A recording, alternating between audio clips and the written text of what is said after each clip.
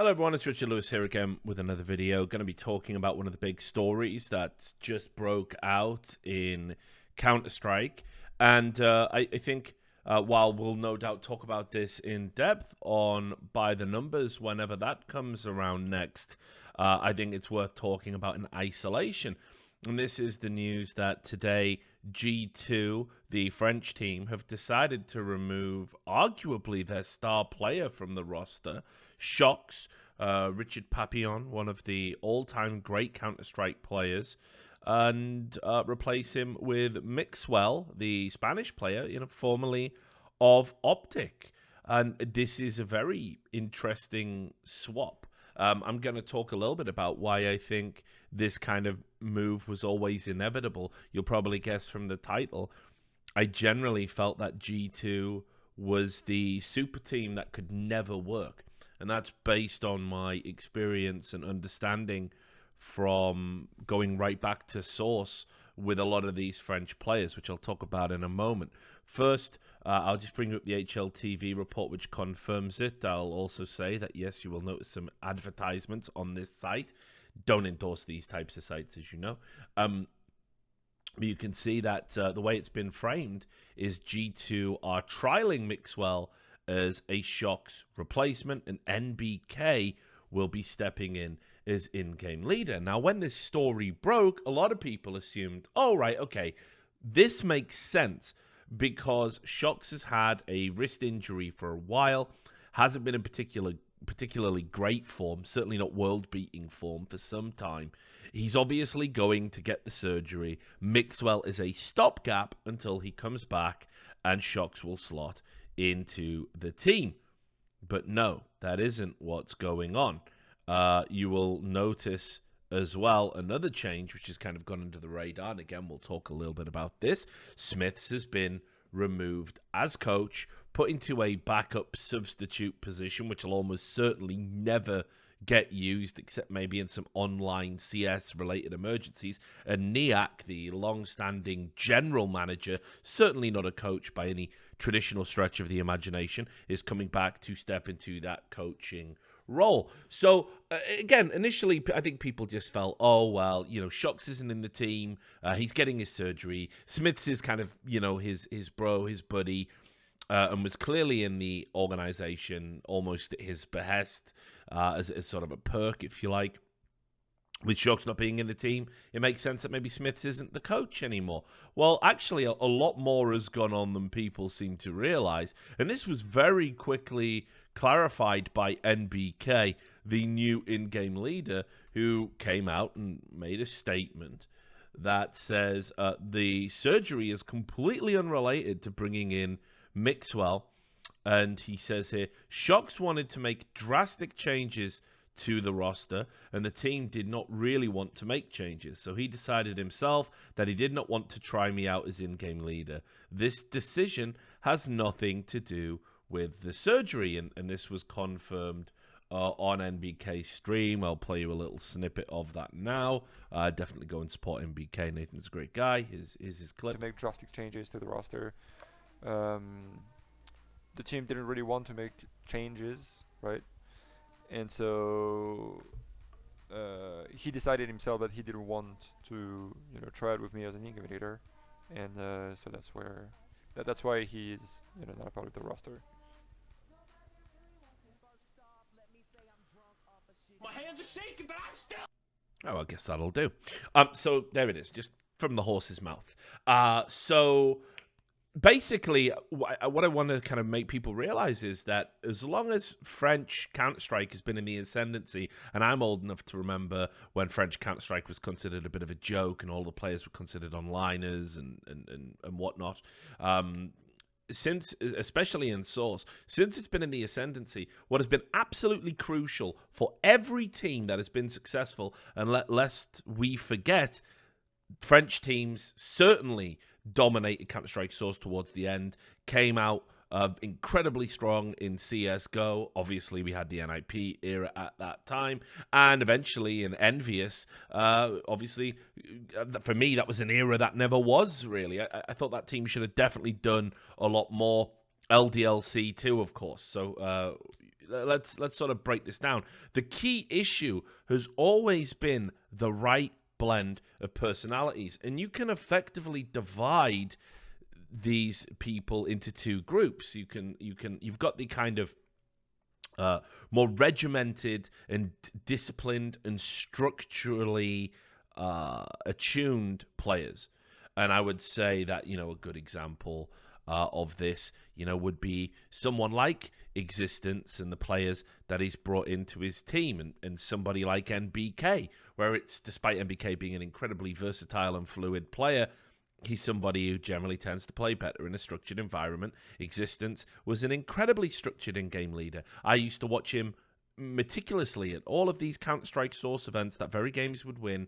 He would be behind them with an iPad, and he would be like, we do this, and we do this, and we do this. And he had everything timed in his playbook. It was unbelievable how well-drilled this team was. They would be throwing flashes at key times. People would be making pushes based around those flashes. Everything happened in the fashion it needed to. And if they ever had to call a play on the fly, Existence was good enough to come up with tactics on the fly. But they mastered flashbangs. They mastered utility. Existence is still like the top guy on HLTV stats, even now as a subpar player, for amount of time he blinds his opponent. He knows the precise angles and the precise timings. The guy is a god. And what you probably don't remember is Existence used to be a star AWPer. Way back when, he wasn't an in-game leader. He was somebody else's tool, and he converted himself into it. It's one of the greatest transformations in esports, in my opinion. I'd love to see a documentary about it, wink, wink. But anyway, so you had these people that were kind of the more regimented, right? And then, and I would even include RPK in that. RPK is somebody who does require a degree of micromanagement, but is also incredibly talented in his own individual right. So if you tell him where to go, what to do, what the timings are, and basically cover everything else, so all he has to worry about is popping heads, RPK will deliver. And again, in Source, was undoubtedly one of the best riflers towards the end of the game's life cycle. Probably the best rifler overall we ever had, although maybe there's one or two discussions to be had about that. Now, in the other category, you have got the more visceral, the more flamboyant, the more feelings-driven kind of players. And certainly Shox fits into this. Scream fits into this. Kenny S fits into this. These are players that need to play in a style that is about, what kind of spawn do I have? What kind of mood am I in today? Do I feel like I can go and bang someone's head off with a deagle? Am I there? Am I confident? Am I feeling a little bit under the weather? In which case I might want to play a bit more conservatively. These people need a lot of energy put into them. They need a lot of space. They need tactics to basically be built around them, having that freedom to do what they want. And what's always been an issue in the French scene is trying to get this blend. And this goes all the way back. If you go back to 2008, you might remember Regnum as being an in-game leader. He was one of the first people to put French CSS on the map. He came up with the system, and he would always get the best out of players because he understood these are the tactics. But what they never had initially, the reason they didn't propel themselves straight away onto the world stage, was they didn't have these stars, these people who could turn a game based on just how they were feeling or what mood they were in, or through a flamboyant, unpredictable act. And Regnum very quickly realized that you were going to need these extra parts. You were going to need these constituent parts to do this. There was another great French in-game leader a lot of people don't remember, KRL. He's back now in some capacity. He's an absolute legend, one of the best minds I've ever come across in Counter-Strike, and a wonderful guy. And he too knew this. He knew that you had to get this blend right. You couldn't have one without the other. The fundamental problem was these two different personality archetypes very rarely can play with each other. I know. I've talked to them about it. I remember way back when me and Kiyashima had a long talk about this, and he said that I am a much better teammate to play with than Shocks, and you wouldn't understand because you've never been in a team with him. And we all know Kiyoshima's playstyle. He's been nicknamed The Problem. He's been dropped from a couple of high-profile teams. He's an incredibly competent player. But we all know he's no Shocks. I made this argument to his face. I said, I think Shocks is a much better player than you. But I can also understand that if I needed a soldier, not a star, somebody who was just going to listen to what I had to say and do exactly what I told them and just basically carry the water for other stars, I would definitely go out there and get a Kiyoshima. I think he's a fantastic role player, a fantastic support player, and somebody who can, on occasion, step up and punch above his weight in key games. But my God, he's not a Shocks. And I also remember having a conversation with Shocks one time. And I said, Shocks, listen, dude, you've got to get into a team with these guys, with the NBKs, with the Apex, with these players, because they're the guys that are going to probably go on and win trophies. And Shock said to me flat out that he does not care, that if he got to the end of his career and in his trophy case was just a bunch of dust and 1 or 2 medals, he'd be happy with that as long as he played the Counter-Strike he wanted to play and as long as he played with the players he respected. And he also added, he said, Counter-Strike is played with the heart, you do not with the mind. I don't want to play with robots. His words. And it always profoundly stayed with me that was going to be his attitude and ethos. Now, there's absolute proof of this, by the way, being an ongoing issue. If you remember 2011 in Counter-Strike Source, Very Games brought Shocks in around about the start of the year, or just after Q1.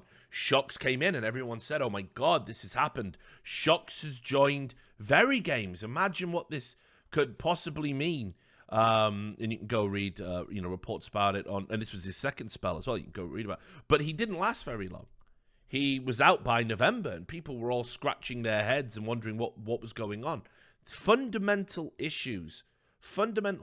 This was, of course, a Very Games that had an NBK in it. There is just this clash, and there always has been. And then if you go to 2013, in Very Games, when Very Games had RPK retire, there was a lot of speculation as to why RPK would choose to retire at a time when the game was emerging and RPK went and helped his family business. And one of those reasons were him and Kenny S couldn't really get along. Kenny S was very young and very hot-tempered. You would often see Kenny S smashing the desk when he couldn't take over games or was getting beat or he felt the team wasn't performing. And RPK was older, wiser, and a lot more chilled and a lot more relaxed than this young, flamboyant talent. And in the end, because RPK used to even sit next to him in the lineups, Cedric just thought, you know what? Fuck this noise. It's not worth it. We don't even know where the game's going to be, because this is obviously 2013. So you had Scream come in, and eventually, when Kenny S, they still couldn't find a way to fit him in with his temperament and get him to perform consistently. They actually replaced Kenny S with Shocks, but you will notice this trend. There can only be one true wild card on the team at all times. This is a consistent. There can only be one person who has ever afforded the tactical freedom to break away from the rigid chains of the system.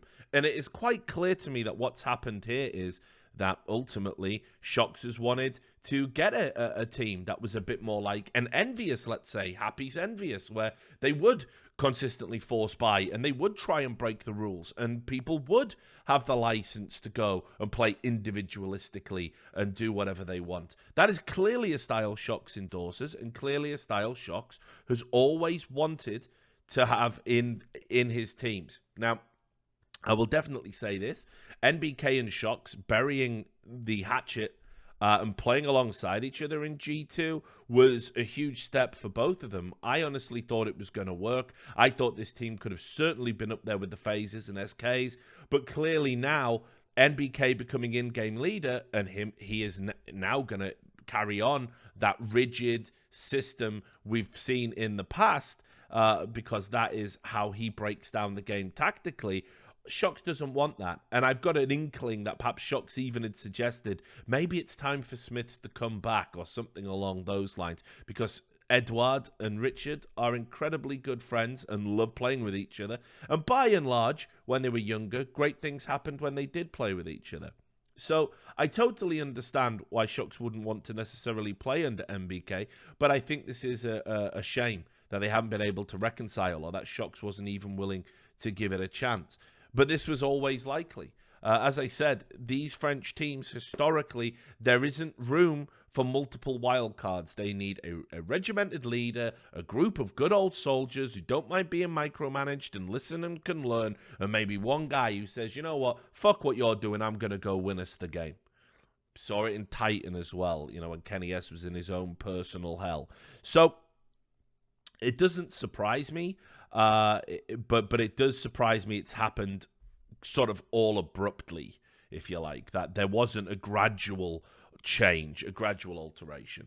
Just to give my own assessment about the changes, I think Smith's being dropped from coach, which was always kind of a wing and a prayer, and as I said, I always felt that was to basically say to Shocks, you're valued here at this team. I think that's a good move. If they can get existence in it as coach, that is a master stroke. This will be an amazing team. Shocks going out and being replaced by Mixwell, this for me is a much bigger question mark. Mixwell blasted into the scene when he joined Optic, and everyone was like, who the fuck is this guy? Where did they find him? What an incredibly talented pug star turned pro player. But towards the end of his Optic tenure, kind of being this hybrid AWPer, his games were very flat a lot of the time. He rarely had the same level of impact. There was clearly some issues going on internally in the team. I think there was a little bit of a divide there towards the end of the the mixed European Optic roster with HS in it and whatnot. And this is a huge opportunity for him to get back to that level of form. I don't think he's the long-term solution. Mixwell will never be a player that can do Shocks things. He will never be in the same league. The question is whether or not he needs to be, whether or not he will be used in that capacity. And it definitely, in my opinion, adds certainly something to G2 now that they have a hybrid AWPer that can be used in that secondary AWPing role on the maps that need it. Someone who made his name on the AWP, someone who's incredibly competent with it. It does give them a little bit of tactical depth and diversity. I still think big shoes to fill, because a subpar Shocks is still probably a top 10 fucking player in the world. So a lot more question marks on that one. I really don't know where it's going to go, but clearly to me it seemed that there was the only solution was going to be you had to get rid of Shocks, you had to get rid of Kenny S. One of the two. Neither had been playing particularly well. Neither were getting the most out of the current system. And it was always likely to be Shocks that rebelled against it. Let's not forget, Shocks himself has had spells where he said, right, I'm the fucking in-game leader now. We're going to do things my way. I'm going to pick up the AWP now. We're going to do things my way. And I understand that desire to do things your way. The problem is, it's very rarely worked for Shocks when he's doing that. He's not a great in-game leader. He's not a great AWPer. He's just an incredible all-round talent that really needs to be let off the chain. And I hope he can find a team that's going to do it. Where Shocks will end up now, I have absolutely no idea. But I know a lot of teams are going to be beating down the door. Shocks' English is very good. He can pretty much go to any team that he wants. Wouldn't be out of place if it was a phase level team that picked him up. I don't know. I certainly hope he doesn't go to Envious for his sake. I don't think that would be a good move. I don't think that would work. But I certainly think he is still a star player in the making. If you're willing to give up the space, if you're willing to let Shocks be your star and do things his way every game, you're going to find a great player in him. But still, overall, My assessment is this is a move that had to happen. It was always likely. It proves that Ocelot and the G2 management aren't complacent, aren't resting on their laurels, aren't afraid to make the hard decisions. And I think long term, whether Mixwell cuts it or not, you're probably going to get a better G2 in 2018 than the one that ended 2017. Anyway, those are my thoughts. Don't know if you agree. Let me know what you think in the comments. And take care of yourselves. I'll see you on the next video.